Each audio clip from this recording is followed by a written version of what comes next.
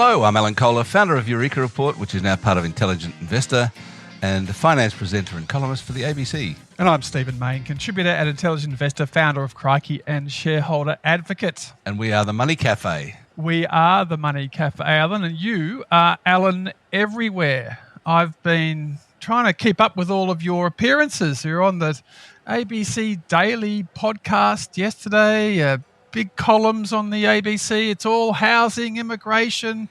I think you better take charge from the start and tell us what you've been up to. Well, I was on Ali Moore again yesterday as well, so there you go. ABC Melbourne, very good. That's right, ABC Melbourne. So I think the reason for all this is that ABC is doing a week on housing.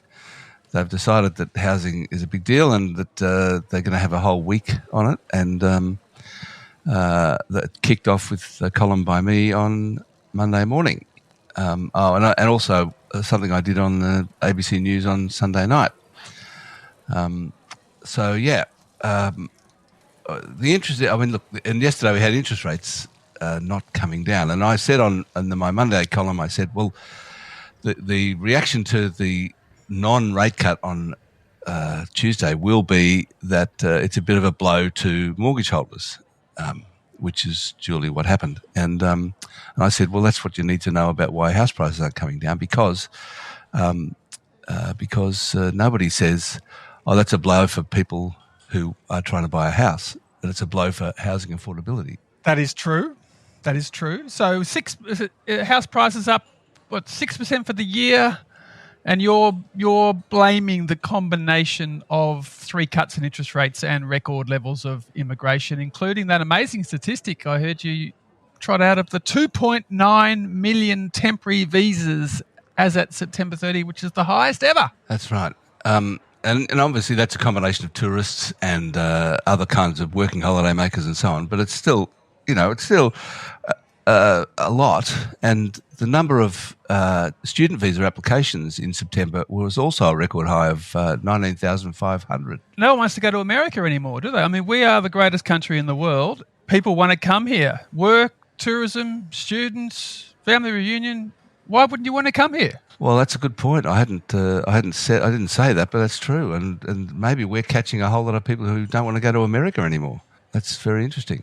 I think absolutely true. I mean, it's like British doctors who don't want to work in the NHS. They're all coming to Australia. Lifestyle, good salary, stable politics, Medicare, good benefits. I mean, best place in the world. Of course, they're all coming here. And even when the government's making $4 billion a year in visa fees, they've tried to put the price up on a whole bunch of visas. Even putting that price barrier in front of people has not slowed the massive demand to come to Australia. Yeah, and one of the interesting things that so I talked to a bloke named Abul Rizvi, who used to be the head of the immigration department and is now retired, but he is a gun. He is an absolute gun. So Abul tells me that, and I didn't know, nobody knows this or knew this, but apparently what happened a month or two ago was that the government increased the number of universities that are on the lowest risk rating for student visas from about 7 to 15. And they did that because all these universities were asking for more federal funding, and naturally the government refused. And the education minister said, look, don't worry, we'll get you on a lower risk rating for student visas, and you can get more students. And that's what happened. So that increased to 15, and that resulted in a record number of visa applications in September. That's a straightforward. It's a straightforward alternative to more federal funding is more students, more foreign students. So, and that's been the trend over 2 decades of federal funding for universities declining and student visas, foreign students increasing in order to replace the federal funding. Well, I think I've said this to you before, Alan, that post-manufacturing, Melbourne has become one of the 4 biggest international student cities in the world, and the University of Melbourne's Parkville campus has the most international students of any campus in the world at 14,000. 42% of residents in the city of Melbourne are students. So it's a great export earner. It's great because people, long-term trade links with Asia. Smart people come here, get a degree, trade with Australia. But there's obviously the issues around housing pressure and the ability of infrastructure to cope. And well, that's it. I mean, and complex issue. And what that means, I think, is that it's not a great export earner at all. I mean, it isn't. We keep talking about, how education's a fantastic export earner, but that's rubbish. For a start, as you say, it requires housing and infrastructure for the people who come here. Unlike other exports, it involves actual human beings arriving in Australia to stay. And secondly, most of the money, or half the money that's counted as an export, is actually them bringing money from overseas and spending it here, not doing that, but earning it here. So they're earning money here and then spending it, and that's called a export as well, even though it's money that was here already. Well, I remember Glenn Davis. He's Kevin Rudd's best mate, former head of Prime Minister and Cabinet, was the head of Melbourne University, came into a City of Melbourne briefing a decade ago. I was sitting in there, and his opening line was, "Hello, councillors, I'm your biggest export earner. We are making $300 million a year in export earnings in the City of Melbourne, more than anybody else." Yeah.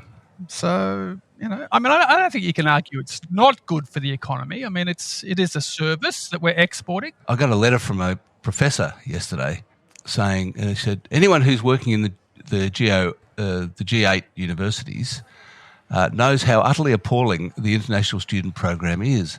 Not the students, of course, they're lovely, hard-working young people, but the fact that vast numbers from China don't speak English well enough to write a basic email, and yet they're getting law, science, business, etc. degrees. The men who run universities haven't been in a uni classroom for decades, and so they continue to trot out the cliche that it's all wonderfully enriching. Academics are too scared of being called racist to speak up, but the numbers are devastating for staff and seriously undermine the education of domestic students who universities are meant to serve. So that this is a volume leads to less quality argument, I think. And they're chasing the dollars for volume, and the standards are falling, is the argument from this incumbent professor. Yeah, and she says that the next crisis is going to be schooling. All those students who stay are of childbearing age. I saw figures for the increase in primary students in the next 10 years, and it was staggering. Governments have been failing to build schools, particularly for high-density housing, for decades. They just expect churches to step up. And another issue is universities allowing thousands of students to do qualifications we don't need. It's madness.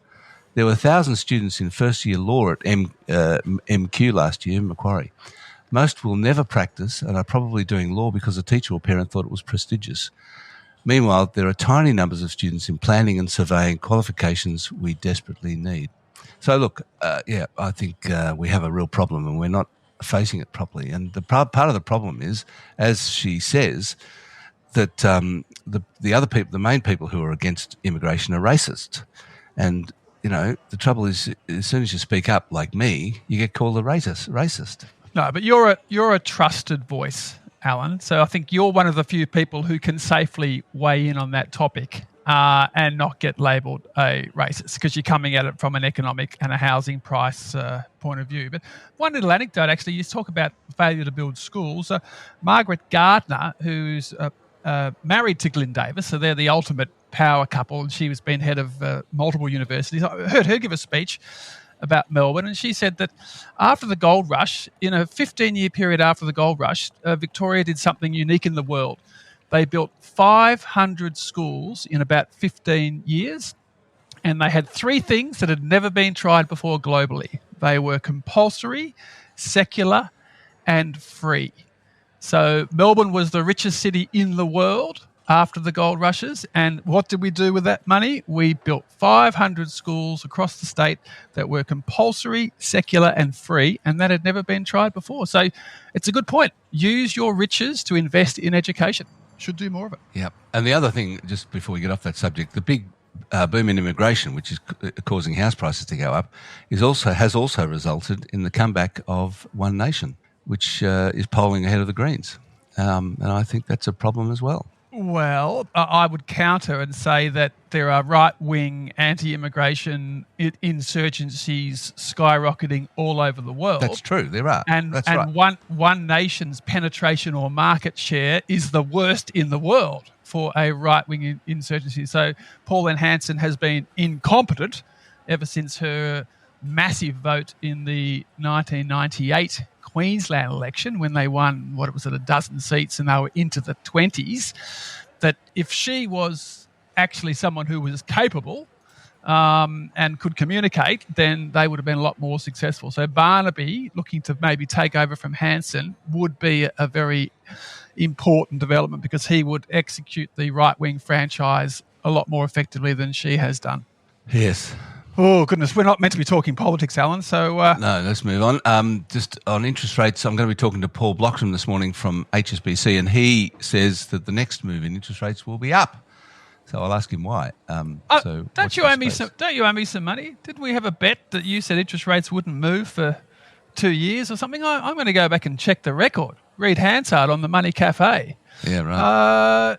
You were wrong, Alan. So interest rates will be cut 3 times. I know. And now they're talking about going up and down like a yo-yo, not steady for 2 years.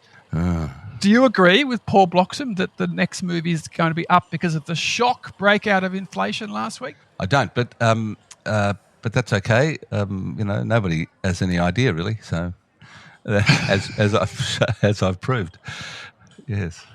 I mean, I do think interest rates are probably going nowhere for a while. Absolutely staying where they are. Hey, tell us about, before we move into questions, tell us about the AGM season. What's going on? Oh, look, it's it's hard to keep up. Just last Friday, I went to 5 meetings back to back, and it was just all happening all day. So I popped over the ditch to Sky Entertainment, the casino company based in Auckland, which owns the Adelaide Casino. 26%, 18% against 2 of the Australian directors. They've lost hundreds of millions. It was a massacre from the floor. Then I popped into Pinnacle, which is this booming funds management company, at 9 a.m. And David Kingston, the best activist in the country, the rich lister, he was going toe-to-toe with all the Pinnacle boys at 9 o'clock. I thought, well, this is a good job. He's doing well. I'll pop over into Steadfast at 10 o'clock, the insurance broker. Oh, my God, the 78-year-old CEO, Robert Kelly, had been stood aside over a sexual harassment allegation the day before. The stock was down 7%. The chair, Frank O'Halloran, 79, was retiring. So I thought, goodness me, the 15% against Rem. I thought, goodness me, this is all happening. I'm going to pop into Car Group, the old car sales, at 11 o'clock. Bang, 21% against the chair, Pat O'Sullivan, because he's overboarding. 19% against the director because he was from PwC. And these days, you're not allowed to have any directors who are from your audit firm. So PwC is the auditor of the Car Group. And then I popped over to Perth in the afternoon for Sandfire Resources and a booming copper company. And I only got stuck into them about Aussie Supers made $500 million on their shares, and they picked up a whole bunch of cheap shares 4 years ago, which should have gone to retail, was my argument. So I was hitting them with questions about, Aussie Supers made out like bandits with a special capital raising deal. Why haven't you looked after retail? But it was a bit of a moot point because everyone's making a fortune in Sandfire Resources. So that was just Friday, Alan. So, well, some 78-year-old's been done for sexual harassment. That's very impressive, I think. Well, there's been a complaint. So he was stood aside the day before, but shocking censorship. Like, I lobbed about 4 questions, asking the directors up for election if they were on the committee that made the decision to stand him aside and what was the evidence, and they just censored every single question that I lodged asking about that, even asking Frank O'Halloran, like the number one legend of the insurance industry in Australia. Frank, do you think the share price is down 7% because you've stood aside the founder CEO, or was it something in your speech? Why is the company suddenly gone from being worth 6.9 billion to today it's literally worth 5.9? They've dropped $1 billion in market cap. And he just, that was censored. The question wrangler wouldn't even read it out. Right. So this is the problem with online AGMs, that they can censor you. Like, what's going to happen at Tesla on Thursday, Alan? So you've got the Tesla AGM tomorrow, computer shares running it, Templestowe started, Manningham started, Computershare, world's biggest share registry company worth $21 billion, great company. They'll be the umpire. They're the electoral commission who will be looking after the Tesla shareholders, all million plus of them, as we work out whether Elon Musk is going to get his, it's $1 trillion pay packet, they say, but he's got to create $7 trillion to make $1 trillion himself. But It is interesting. And the Tesla AGM, Alan, I mean, people complain that I'm running for 17 boards and I'm causing all this chaos. There are 9 shareholder resolutions at the Tesla AGM on Thursday. And Elon, Robin Denholm, his Aussie chair, and the board are all recommending that shareholders vote against all 9. So I only run for boards because you can't do shareholder resolutions in Australia because it's too hard. You're not allowed to put up an opinion-based resolution. You've got to get 5% of the stock or 100 shareholders to sign. It's too hard. But you can run for a board, just self-nominate after buying $500. So it's really easy. And you won't believe this, there's been 15 ASX announcements in the last 3 weeks, Alan, that have mentioned you. Can you believe that? You've been on the ASX announcement platform 15 times in 3 weeks. Do you know why? No, why? Well, you're in my platform. Stephen Mayne co-hosts the Money Café with Alan Kohler. That's part of my CV. So I've got 100,000 Bank of Queensland shareholders are going to be reading that. Well, no one ever reads these things, but there you go. And no one censored you out. Like I've had censorship proposed by Myer, a couple of dodgy Perth-based mining companies have sort of, censored the platform, but they never censored the mention of Alan Kohler. Well, they wouldn't want to. No. And the other thing I found funny is some companies, when you run for their board, they call you, they're calling me Stephen David Mayne. And I'm saying, well, what?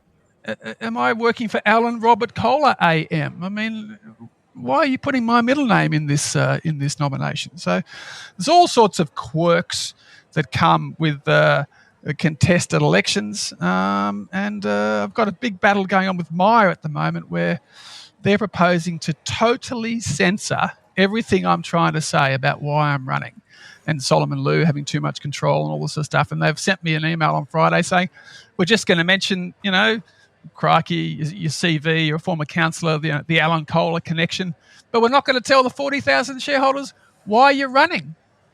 They're proposing to totally censor it. And most of the other nominations, the censorship's been very limited. I mean, they do attack you. They call you, they say that you haven't agreed to a bankruptcy test and you only own one share. I mean, they get on the front foot. They have a crack back. But most of them, it's been good. They haven't been censoring the platform, like Rupert Murdoch, who didn't even say how old I was when I ran for the News Corp board. But Myer, very naughty boys with their censorship, so I'm still waiting for it to come out as to whether they're going to follow through or cave to the campaign of if Reece, Harvey Norman, all these other companies can publish the platform, why can't Myer? And companies, can they be trusted to run contested elections if they won't even tell the shareholders why someone is running, apart from the fact that they do podcasts with Alan Kohler? That seems to be acceptable. Well, I'm proud to be associated with you, Stephen, if I may say. I was going to say, I thought I'd get in trouble because I didn't actually ask your permission to do that. No. I'm probably damaging your brand. No, not at all. I think Captain Sensible, and I'm this crazy serial pest, and I keep name dropping you to try and get votes. No, you're Don Quixote and I'm your Sancho Panza.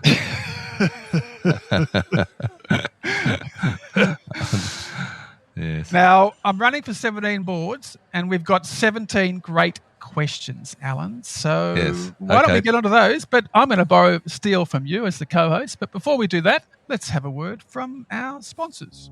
Looking to build your investing confidence and discover new ideas? Join Intelligent Investor at ASX Investor Day in Sydney on November 8 or Melbourne on November 15. It's a full-day event packed with practical sessions from leading investment experts. Catch Intelligent Investor's Deputy Head of Research, Gaurav Sodhi, on the top investment ideas and stock picks panel. Tickets are on sale now. Just Google ASX Investor Day. Make sure you use the code NOV25 to get 20% off your ticket. So we're opening with Marianne this week, the only female questioner of the 17 who got through gatekeeper Greg, our wonderful producer this week. And Marianne writes, I was a bit surprised in your last show to hear only sympathy was offered to listener Nicole regarding the challenges of purchasing property on a single income. While empathy never goes amiss, maybe encouraging a thorough cash flow analysis might have provided more practical guidance.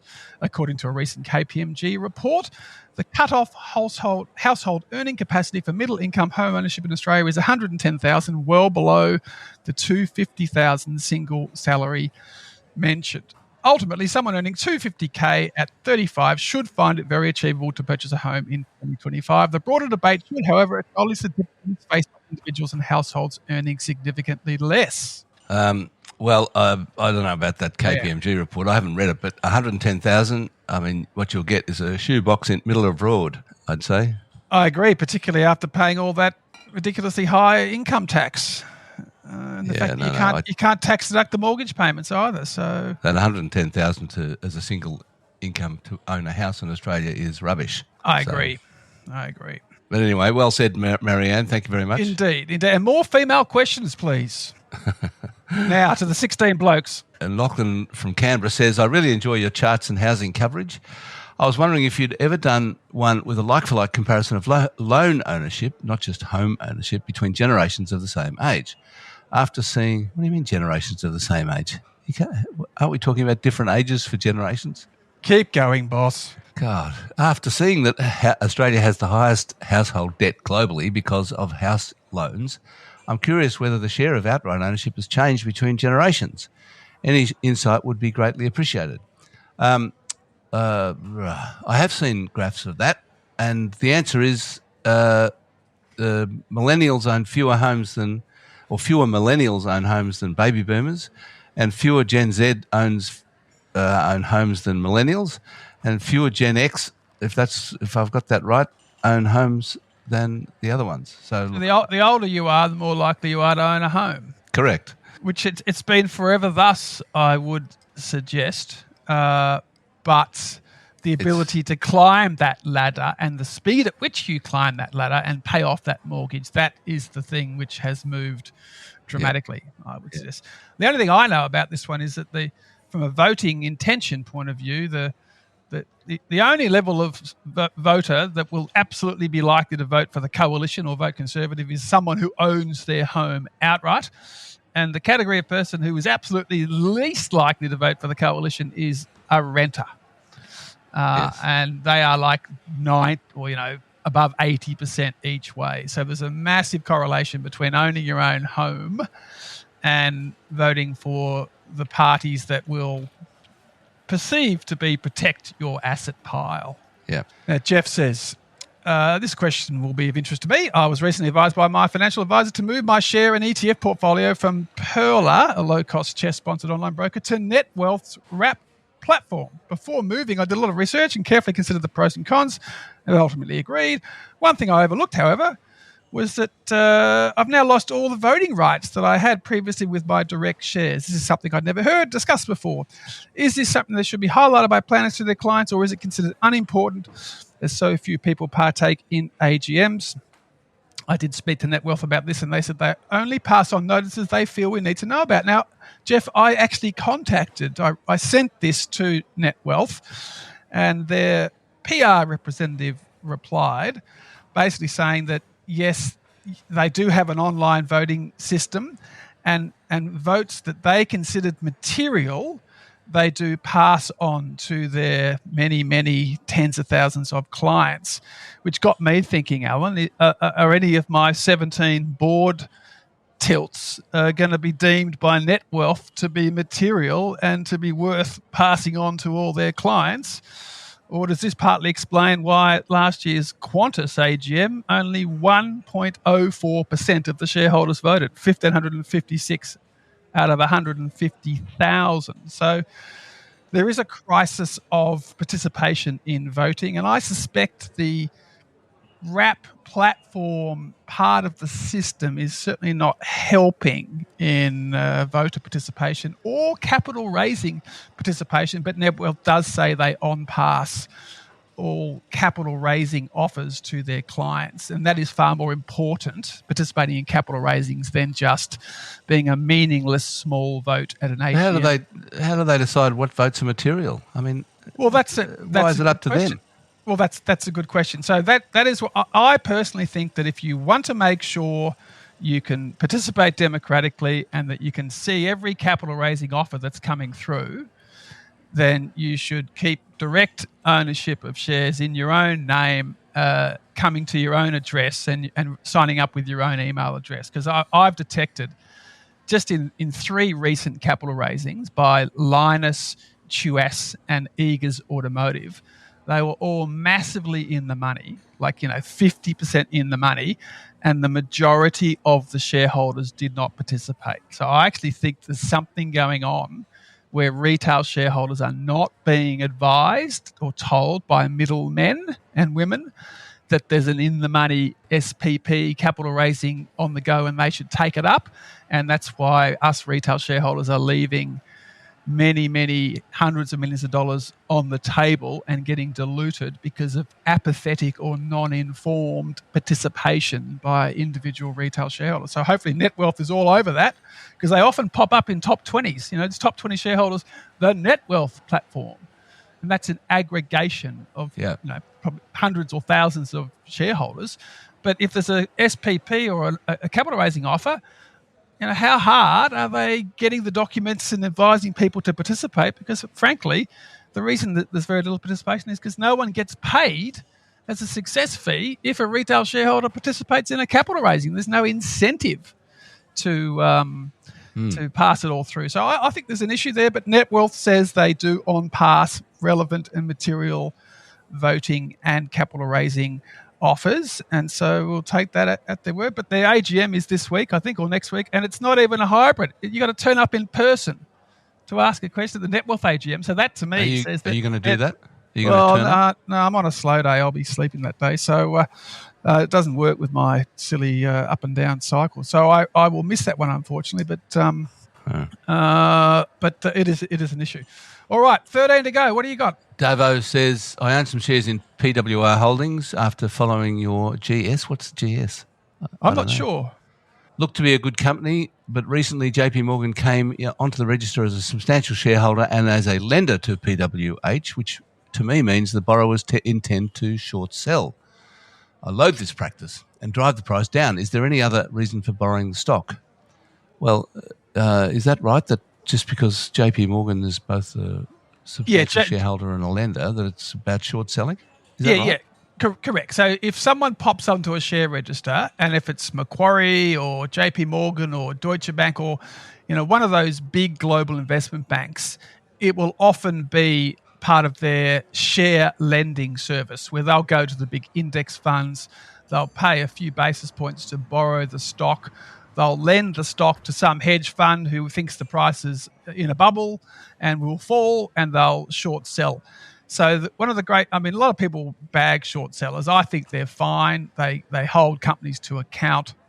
Sam Altman from OpenAI was sledging short sellers in the last couple of days. So was the Palantir CEO Alex Karp last night. But ASIC releases the data on the net short position on all stocks every day or every week. It's great data. And frankly, PWR Holdings is currently 10.46% short. So that's a lot. There's only about half a dozen companies which have more than 10% of the total shares on issue currently sold short. So Pilbara Metals, 15%, Domino's, 15.6%, Guzman Gomez, 12.53%, Flight Centre, 10.5%, PolyNovo, 10.7%, Paladin Energy, 12.23%, and IDP Education, which is linked into that student market we were talking about, they are 11.7% sold short. And Boss Energy, the uranium play, is 23.6%. That's the largest of the lot. So that just tells you that smart money or hedge fund money thinks the stock's going to fall. And that's the only thing you should be aware of. But sometimes you can get killed with a short sell. Tesla, Palantir, short sellers have lost their shirts entirely, because the problem with short selling is your losses are unlimited, because the stock can just go up and up and up and up, and you've got to keep buying it, and then you're bankrupt. So look, when you buy a long stock, you can only lose the value of the shares. If you do a short sell, your losses potentially can be unlimited. So it's only the big boys with big balance sheets who can get into this cliff top poker with short selling, and I don't know. Cliff top poker. It's a heavy game. Musk, Palantir, Peter Thiel, Sam Altman, versus the short sellers. Eddie Groves, the ABC Learning guy, he was blaming short sellers. So anyone who blames short sellers for the stock falling, I say, you're crying poor, you're crying foul. Shut up, just run the business, because the share price will look after itself. If you are running a good business, it doesn't matter who's shorting, longing, who's doing what. Just run the business and the share price will look after itself, and stop whinging about short sellers. Okay, your turn. Bruce, I note recent comments by Michelle Bullock at the Australian Business Economists gathering in Sydney, where she conceded that she and her overseas peers were perplexed by ever-rising asset markets in the face of so many economic risks, including inflation. I consider that this asset price inflation is a rational response to concerns that populist policies that force governments into deficit spending will reduce the value of money. Investors consider that the only way to protect themselves from this decline in the value of government-issued currency is by holding alternative assets such as equities, property, or precious metals. Now, this is in your wheelhouse, Alan. What do you reckon? Yeah, it's absolutely right. That's definitely an element to it. I mean, obviously, there's much more to what's going on in the share markets than that. Particularly the American share market with the artificial intelligence companies. I mean, that's basically a bubble, an expectations bubble of everyone's going to make tons of money. Which may or may not be true, but there's certainly an element of people thinking that or investors thinking that the value of money is going to decline, and I think that's why gold has been rising. Everyone wants to get property and also equities. Yeah, it is interesting with the US that the markets just think they can keep running a deficit at 7% of GDP endlessly. You know, that the $37 trillion of debt and a 7% deficit to GDP doesn't matter. And the only way they can service that ultimately or pay it back would be printing money.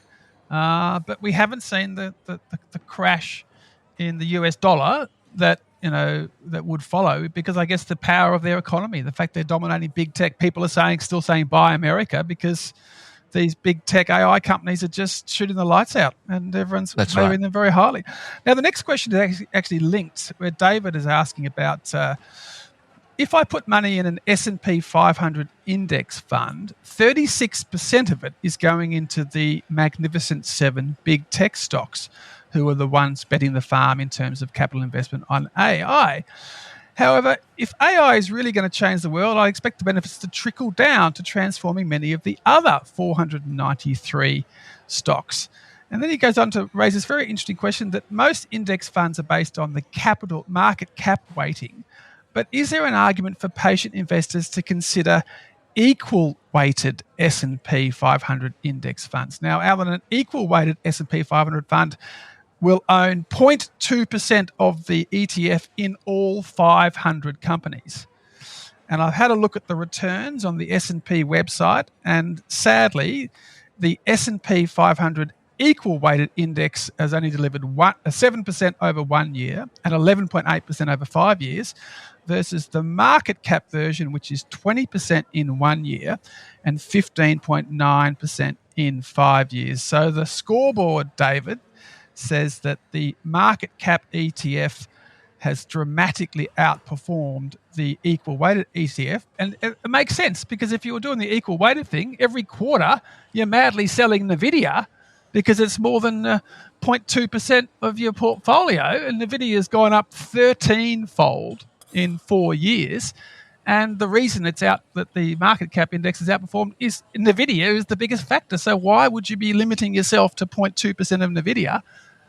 Then again, if all the big tech stocks crash, that performance will turn around, and you'd be saying in Harry hindsight, I'd be saying, oh, I should have been in the equal weighting index because I was overexposed to the AI bubble. Yeah, that's right. So an equal weighted index would protect you from a Mag 7 crash. That's true. So, if you think that's going to happen, then that is definitely the way to go. Yeah, so you might pivot to that now with the view that it's a bubble, but the last 5 years you'd have dramatically underperformed if you'd done that strategy. But, maybe pivot now. But also he raises a decent point, which is that if the AI companies all make tons of money, as expected, then every other company is going to be better off, because they will be buying the AI to replace human beings, and their profits will go up as well. So there are people who say that a good way to basically participate in the AI boom is to just buy the whole index, and not just the US S&P 500 with 36% AI stocks, but that's like the Australian index, because all the companies will benefit, are going to benefit from AI.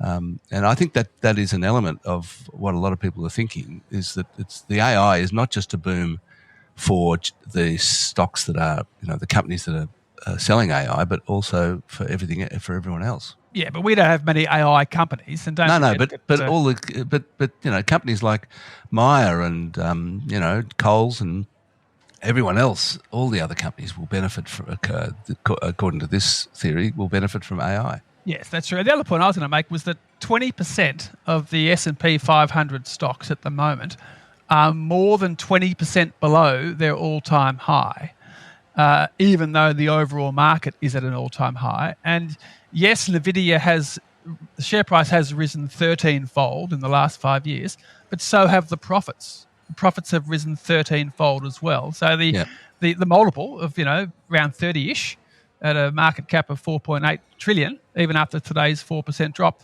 it's still not a crazy multiple because the share price has just been rising in line with the earnings. So the other person I'm talking to this morning is Jared Minack, who put out a note the other day in which he calculated how much money the AI companies would need to earn in revenue in order to service the investment they're making in the AI infrastructure, which is really why NVIDIA's profit is up 13-fold, is because all these companies like Microsoft and Google and so on are investing so much in their product. And the answer, according to Jared, is $1 trillion a year of revenue. Now, the greatest business subscription service in history is Microsoft 365, and they made a profit. They made revenue last year of 95 billion. So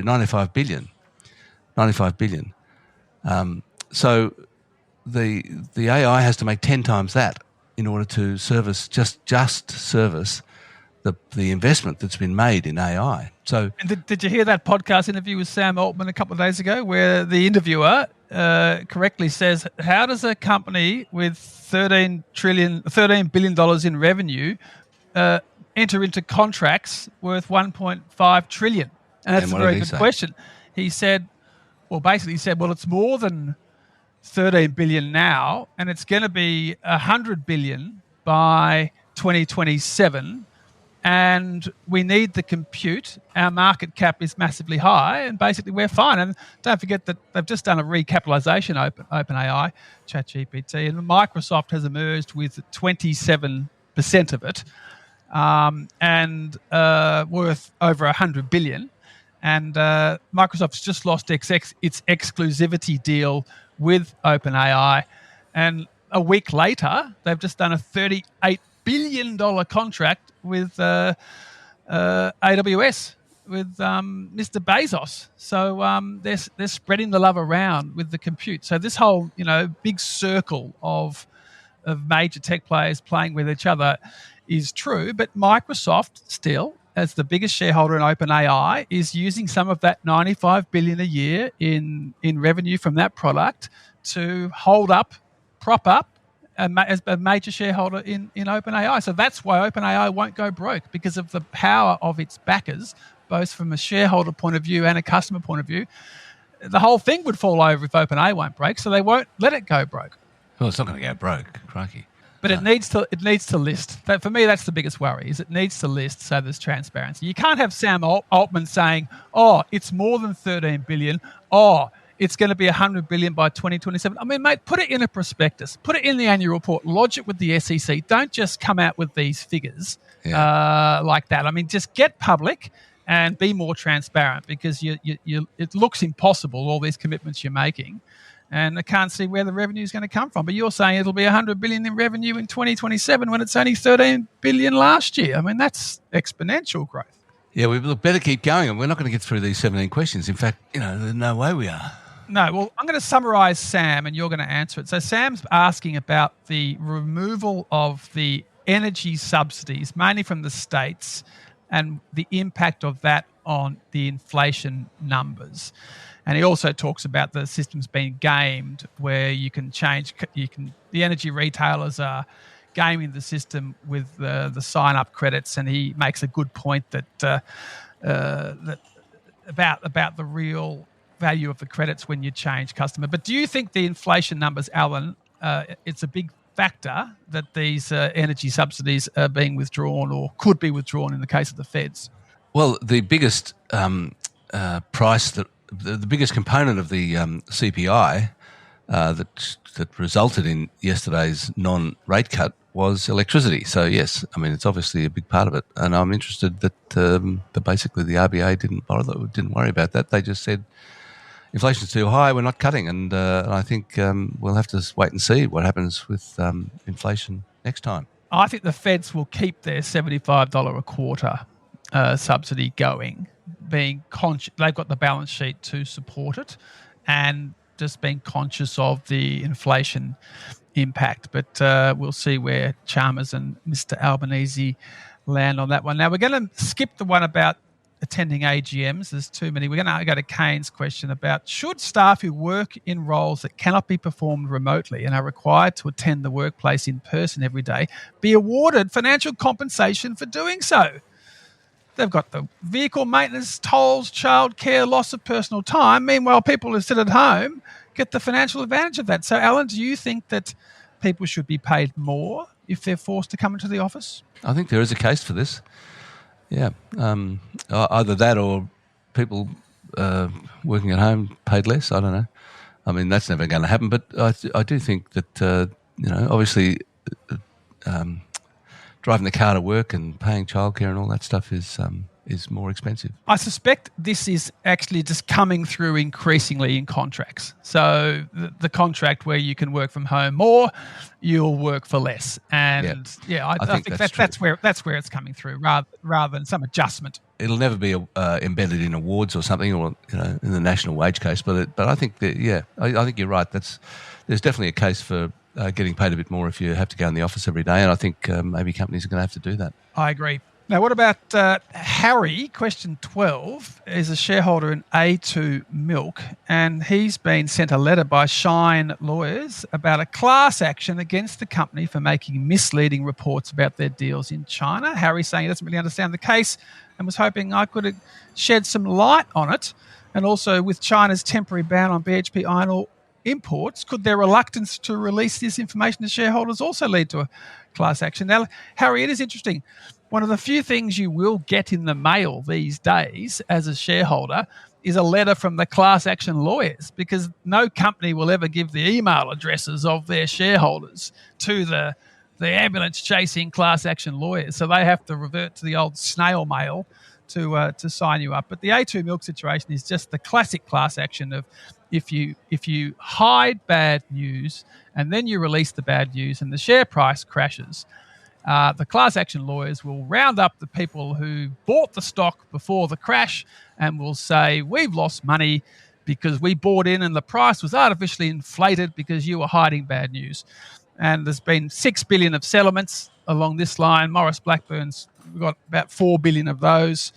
And now there's a bunch of copycat lawyer firms and litigation funders who are all trying to eat the Maurice Blackburn pioneered franchise, and A2 Milk is one of them. But I think the game's a bit over. There's not as many big settlements as there were before, and you often get 2 or 3 different class action lawyers launching actions, and then the poor judge has to sit there and negotiate a joint action with 3 class action law firms and 2 litigation funders. So I don't know. A2 Milk, look, there may be something in it, but I think the class action game is a bit over milked these days, to be honest, by too many ambulance chasers, because too much money was made by Maurice Blackburn building up the franchise to start with. I do think it's outrageous that BHP has not been informing shareholders of what's going on with China.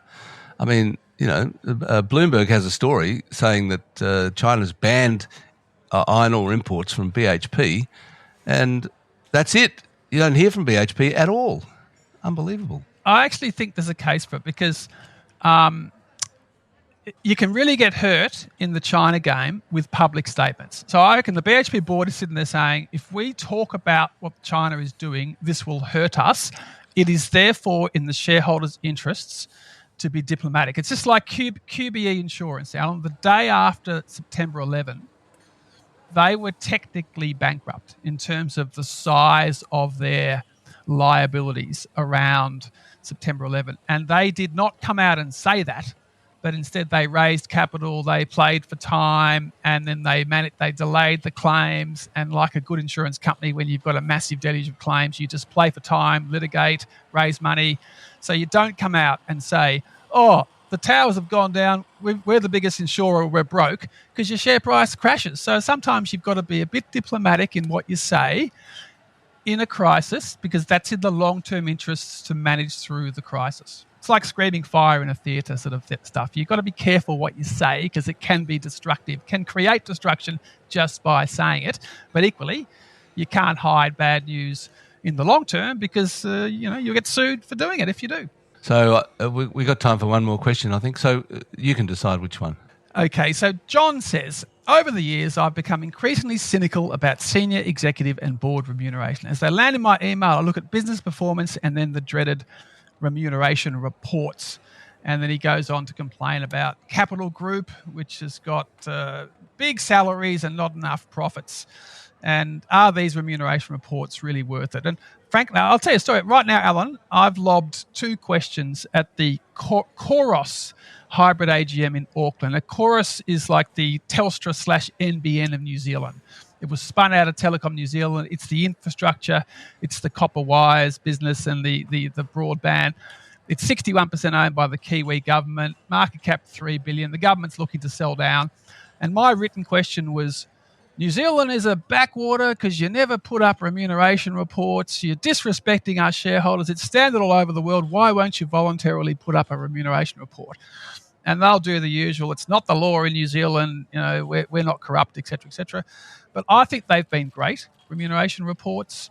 And they've probably gone too far. 30 pages is too much. But overall, the Alan Fels reform, more than a decade ago, of 2 strikes, 2 votes of more than 25% spills the whole board, and management, vested interests, can't vote on their own remuneration, that has contained and controlled remuneration in Australia. Whereas Elon Musk tomorrow will be voting his own 13% stake on his own pay deal, just like the Murdochs have been able to vote in favour of the remuneration reports and the $2 billion that Murdoch men have taken from public companies in salary and bonuses over the last 25 years, because the system in the US is hopeless where you can vote on your own shares. So Australian governance is great and our remuneration report system is great. The Kiwis should adopt it, but maybe try and keep the remuneration report to less than 30 pages, because at the end of the day, you're meant to be making money for shareholders, not doing War and Peace in the annual report on every last dollar in the remuneration report system. So has the Kiwis' failure to adopt our remuneration system meant that they're out of control over there? Their pay has gone berserk? No, they're actually below, and that's one of the arguments they make. But I am thinking, Alan, I am thinking of lodging a few board tilts next year at the Kiwis and saying, I'm running for your board on a platform of introducing voluntary remuneration reports, just like I'm running for 6 boards on November 28 of Perth-based mining companies that have physical AGMs in the world's most isolated city. So you shouldn't do that. You better be careful. You might actually get on one of the Kiwi boards. No. And then you'll be in trouble. You'll have to keep flying across the ditch. Alan, there is no danger of me getting elected. I've got 1% in the last 3 tilts on average, NAB, Aristocrat and AUB. So there's no chance of getting elected, but it's amazing how many boards take it seriously. Oh, we've looked at him with the skills matrix and blah, blah, blah. And I say, mate, just respond to the platform. Just explain why you ripped off the retail shareholders by doing a placement with no share purchase plan, why you haven't got any independent directors in the case of Myer or Reece or Harvey Norman, and why you're having a physical AGM in the world's most isolated city. Just deal with the issue. Because I'd rather be putting up a notice of motion, but you can't do that in Australia. All you can do is run for the board. So you run for the board as a de facto way to raise an issue, and everyone keeps taking it seriously as, he's trying to get on the board. I'm not. I'm just trying to raise an issue and pressure you to lift your behaviour and make some change. So stop ripping off retail shareholders, for instance. Good for you, Stephen. And I'm going to blame you if I do badly. They didn't like Alan Kohler's association in the notice of meeting, and anyway, apologies for the embarrassment by association, Alan. Well, without me, Stephen, you'd get 2%. Well, maybe so. All right. Anyway, thanks, everyone. Thanks for listening to today's episode of Money Café. Thank you, Stephen. I'll be back next week with James Thompson. So send in your question and we'll answer it together. Email the question to themoneycafe@eurekareport.com.au. Till then, I'm Alan Kohler, founder of Eureka Report, now part of Intelligent Investor and a person on the ABC. And I'm Stephen Mayne, and we'll see you in a fortnight.